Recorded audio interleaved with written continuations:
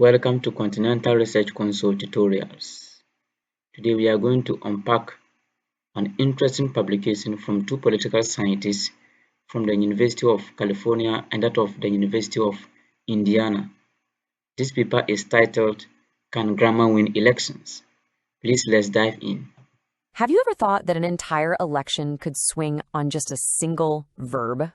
I know it sounds crazy, but I came across this absolutely fascinating study that looked into the hidden power of language in politics. And what they found? Well, it suggests that the tiniest grammatical choice can have a surprisingly massive impact. So let's just dive right into the big question. Is it really possible that one or two words, just a small tweak in how a sentence is phrased, could actually influence your vote?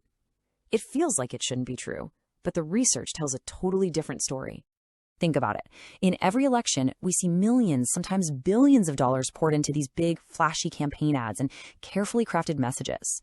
But what if the real power to persuade isn't in the expensive slogans at all?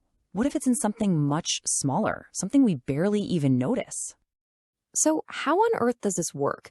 Well, it all boils down to this really cool linguistic concept, a kind of secret clue hidden in the way we talk about the past. Okay, so that secret clue is called grammatical aspect. Now, don't let the technical name scare you. It's actually a pretty simple idea. This isn't about when something happened, like yesterday versus last year. It's all about how we view the action, whether we see it as totally finished and done or as something that was still in progress. And you can really feel the difference here, can't you? On the left, he painted a house. It's a complete thought. The job is done, case closed. But look at the right. He was painting a house. All of a sudden, you can picture it, right? The action feels alive, unfinished. It's like a movie clip instead of a photograph. And that feeling is exactly what these researchers decided to put to the test. So, how did they test it? Well, they came up with a scenario about a totally made-up politician, a Senator Johnson, who was running for re-election. By making him fictional, they made sure nobody's real-world political opinions would get in the way. Okay, so one group of people in this study read this description of the senator. It says he took hush money. Pay attention to that verb, took. It frames the scandal as a single completed event. It happened, and it's over. Now, a second group read a story that was almost identical, but with one tiny crucial change. Here it says the senator was taking hush money. The action is now presented as something that was ongoing, a process that stretched out over time.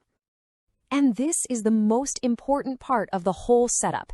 Everything else the participants read about this Senator Johnson, his background, his family, his policies, was exactly the same for both groups.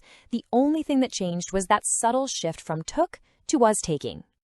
All right, the stage is set. We've got two groups, one politician, one scandal, just described in two slightly different ways. Now for the results, and this is where it gets really wild. So you have to ask, did this one little word switch actually do anything?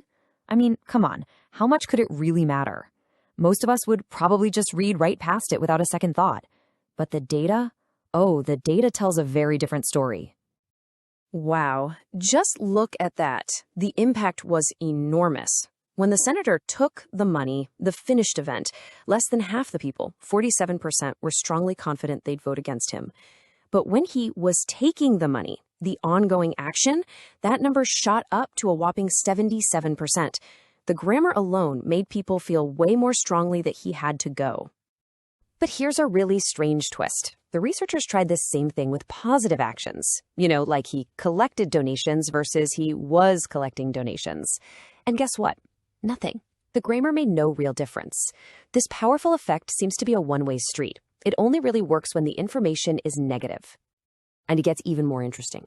The phrasing didn't just affect how people would vote, it actually changed their perception of the facts. When they read the senator was taking money, 58% of people guessed he'd taken a high amount of money. That's a huge jump from the 37% who thought so when they read he took it. The ongoing grammar literally made the crime seem bigger. Okay, but real life is rarely just good or bad, right? It's always a mix. So for the final test, the researchers gave Senator Johnson a mixed record. He had a policy that did one bad thing, removing some homes, and one good thing, extending roads. And this is the knockout punch. Look at this result. When the good deed was framed as ongoing, was extending roads, the senator wins easily with 60% of the vote. But when they just flipped the grammar and the bad deed was framed as ongoing, was removing homes, his support completely collapses to 44%. He loses. A simple grammar change and nothing else totally flipped the outcome of the election. I mean, that is just incredible. A simple change from ED to was ing was enough to decide a whole election. So the billion-dollar question is, why? What is happening inside our heads that makes this tiny choice of words so incredibly powerful? Well, the researchers think it's like a perfect storm of psychology. First, our brains have what's called a negativity bias. We're just hardwired to pay more attention to threats and bad news. Second, an action that feels ongoing also feels riskier, right? It implies the problem might not actually be over. And finally, that was doing phrasing kind of forces our brains to zoom in and focus on the nitty-gritty details of the bad behavior itself. So the bottom line is this. When a scandal is framed as a finished event, we can sort of file it away in our minds as over and done with. But when it's framed as an ongoing process, it's just stickier. It's harder for us to dismiss, and it looms much larger when we're trying to judge that person's character. And this isn't just some quirky fact for linguists. This is a real tool you can use.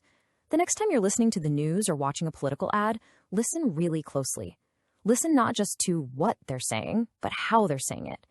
That tiny choice of verb might be doing more to persuade you than all the music and fancy graphics combined.